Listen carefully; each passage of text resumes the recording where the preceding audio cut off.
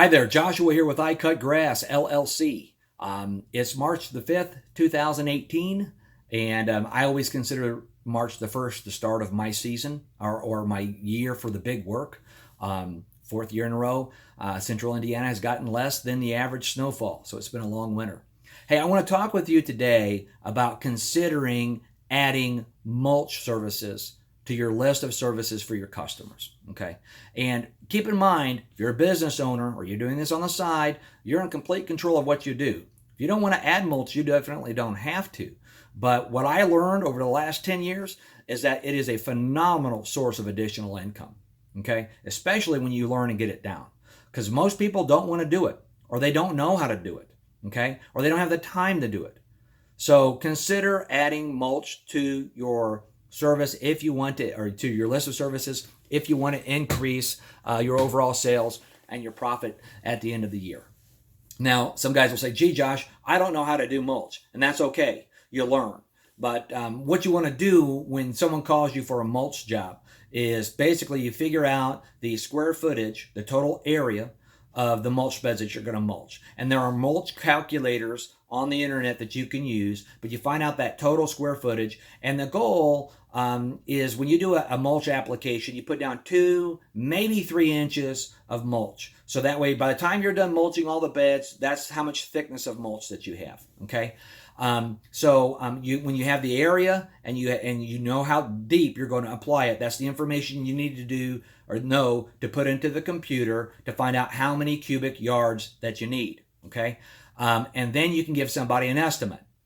What I would encourage people that are getting into mulch to consider is not taking a customer's word. If they call and say, I need 5 yards of mulch installed. Okay, you have an idea. That's going to take you about 5 hours of labor to do. But the reality is you don't know if they know what they're talking about. Here's an example. 3 years ago, I get a call from a lady who says, yeah, I need 10 yards of mulch installed. So I quoted it. I get out there and I look at it and I already know it's not enough. And I did the math and she actually needed 30 yards of mulch. Now she says, well, the guy last year used 10 yards of mulch. First of all, I don't believe it. There's no way that, unless he's literally taking a pitchfork and, there's no way. It's not possible. Now, mathematically you can do it, but no. So you got to make sure that when you're doing mulch jobs for people that you do the work or one of your guys does the work to measure the total area. I get realtors that call me all the time about mulch, okay? And they've got a home on the market and they need someone that can do the work that they can count on. And we'll take that work on. When I first got started doing mulch, I didn't realize how much money you can make. But I think the first full year that I got into mulching at my discounted price, I bought close to $35,000 in mulch product. In my area, I think it's realistic to get anywhere between $85 a yard of mulch to $125 a yard installed. Based, depending on the quality of mulch, how much work is involved. Are you edging? Are you pruning the bushes? Are you cleaning out lots of leaves? And that's another thing. You got to make sure that you're getting leaves away from the base of the plant. Leaves are good because they'll break down. They've got nutrient value, but thick leaves have got to go because if you don't get them out, they can be a water barrier. It can be bad for mosquitoes. You can get fungus. You need to consider whether or not you're putting down a granular herbicide and understand what that product that you might put down on the mulch would do to the plants around that area. Are you going to put down a soil amendment to help the bushes and everything that are in the beds? Do they have landscape lighting, wiring? Do they have irrigation piping going through there? Do they have an invisible dog fence, for example? Where I'm at, it's law that anytime a contractor does work to dig in a property, that he or she has got to call 811 to have the property marked for utilities. Okay, so there you got to do your homework, so to speak, when you get the job. But let me give you an example. And again, guys, this works for me. Okay, if this doesn't work for you, or if this doesn't sound like something you want to do, you ain't got to do it, right? You don't have to do it. But if you want to make more money, this is an easy way to do it. And let me tell you, doing mulch, you'll make a lot more money than mowing. Now, that might not be the case in your particular area, but I can tell you it's been the case in mine. So It was about 2 years ago, I get a phone call from a realtor, and I used to not do work for realtors, but I found out that they've got homes on the market, and those people that buy those homes might need someone to maintain the work. And not only that, he talks to people all the time, so he can tell people about me. So guess what? We love realtors. And if you're worried about getting paid, secure a credit card right when you get the estimate out to them, and you ain't got to worry about that, right? So I get a call from a realtor, and he's like, Joshua, I got a job. This guy owns these two businesses here in town, and he's got this really nice house out in Geist. I said, okay. And he says, they need to clean up, they need mulch. I'm like, man, I'm busy. I'm thinking to myself, I said, I'll take a look at it. Real quick note, I would encourage you not to ever tell somebody no. If they want an estimate from you, it is better for you as a business owner, in my personal opinion, to put together an estimate and quote it through the roof so they'll say no versus telling them no, okay? So I go out to the property, I do all my measurements, I figure out how much time it's going to take. And by the way, I didn't mention this earlier, but industry standard and average is that a laborer, for bidding purposes, should be able to do 1 cubic yard of mulch per hour installed.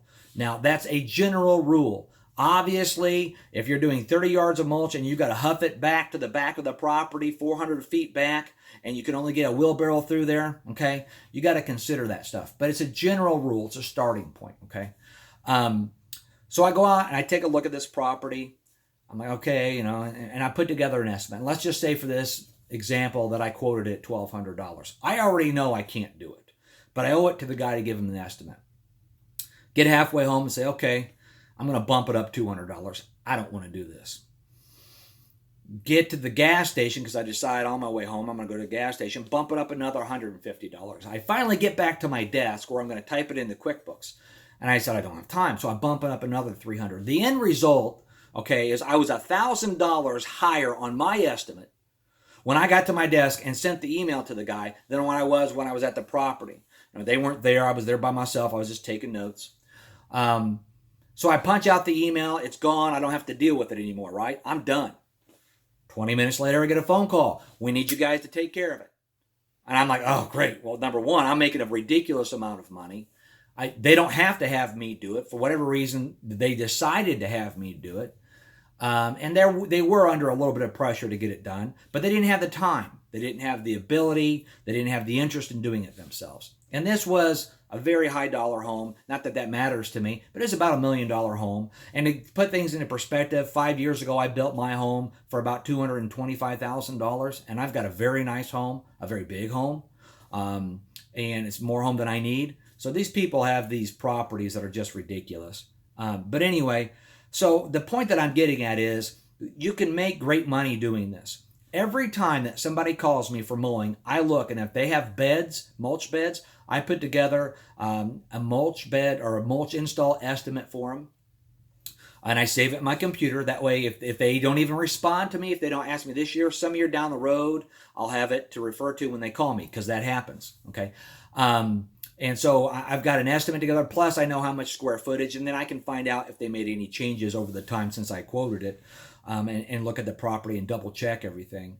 But everyone gets a mulch estimate from me. They get a monthly mulch bed maintenance estimate from me. Okay, we go through, if there are any weeds, we yank them unless they're the temporary or the traditional real problematic weeds like Canadian thistle. Then I may spray an appropriate herbicide on there, or even use an appropriate granular herbicide. There's not that many out there, but I believe Snapshot is one that works on thistle. But anyway, so they get those estimates from me. The monthly mulch bed maintenance also will go through with a cultivator stick that has a bunch of spikes on the end of it, and we'll turn up the mulch. Okay, that keeps it loose. That keeps the color fresh. You're doing mulch work, you know that you get in and you start moving all the mulch around, and it's like a brick. It's stuck together, and there's mildew and everything in there, and we don't want that in the beds. So consider adding mulch to your book of business. I can just tell you from my experience, it has been very much worth it, and it's a nice change up. Now, you might be at the point where you can't take on more work right now, but that might be a goal for you to add. And if you can't take on the work, maybe you start hiring employees who can do the work, or you subcontract the work to someone and pay them really well, so you're still getting more money at the end of the day. I don't know about you guys. I'll be 41 next month, okay? I enjoy what I do. I feel like it's my calling, but I don't want to work because I have to work. I want to work because I choose to work. I don't want that stress knowing, man, if I don't cut 10 lawns today, I'm not going to pay my mortgage. Or, some of you guys might be paying child support. Some of you guys might, have high overhead. Whatever the case is, look at ways that you can increase your profit margin as much as possible and hold on to that money. I hope this has been beneficial to you. Thanks for watching. Please, if you haven't already, consider subscribing to my page. I'll be doing a lot of videos this year. Good luck to the start of the season, guys.